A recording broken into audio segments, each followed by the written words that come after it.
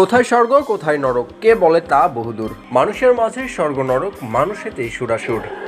কোথায় নামিবিয়া আর কোথায় নেপাল, বাংলাদেশেরও এক দুর্ভাগা কপাল। না পরিসংখ্যান আপনাকে বিশ্বকাপ জিতাবে না প্রতি ম্যাচ, তবে আপনার কৃতিকর্মের ফল আপনাকেই ভোগ করতে হবে। আর আপনার কৃতিকর্মও আপনার পরিসংখ্যান যোগাবে। বাংলাদেশই একমাত্র দেশ যেটা প্রথম থেকেই টি-20 বিশ্বকাপ খেলে আসছে। এই সংক্ষিপ্ত ফরম্যাটের একটা সময় নাম ডাকও ছিল বেশ, তবে এখন সেটা কোথায়? শুরু থেকে টি-20 বিশ্বকাপ খেলে আসলেও বাংলাদেশ দল তাদের অবনতি আফগানিস্তানের থেকেও বেশি। অনেকে হয়তো শুনে অবাক হবেন, একটা তালিকা আছে, সে তালিকার সবার শেষে বাংলাদেশ। বিশ্বকাপের প্রতিটি উইকেটের বিনিময়ে ভারত তুলেছে 29 রান, শ্রীলঙ্কার নেপালও প্রতিটা উইকেটের বিনিময়ে তুলেছে 20 করে রান, অথচ বাংলাদেশ প্রতিটা উইকেট খরচ করেছে 18.44 রান করে। নামিবিয়ার নেপালের সমর্থকরা হয়তো শুনে খুশি হবেন, যেটা তারা বাংলাদেশের উপরেই আছে। আফগানিস্তানও এই তালিকার টাইগারদের উপরে।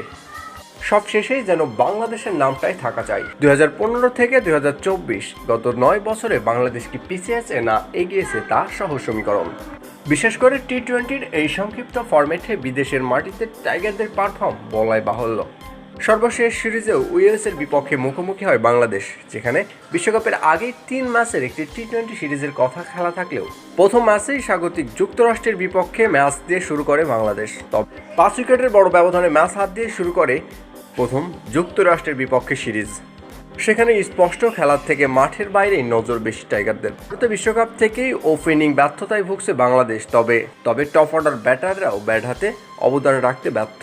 অনেকদিন থেকেই বাংলাদেশের পেস ইউনিট বেশ সমৃদ্ধ, তবে এদিন যুক্তরাষ্ট্রের বিপক্ষেও হতাশ করে তারা। একমাত্র মুস্তাফিজুর রহমান ছাড়াই বাকি সবাই ছিল খরচের খাতায়। আসছে বিশ্বকাপে টাইগারদের এমন পারফর্ম নিয়ে শঙ্কায় সমস্ত ক্রিকেট সমর্থকরা।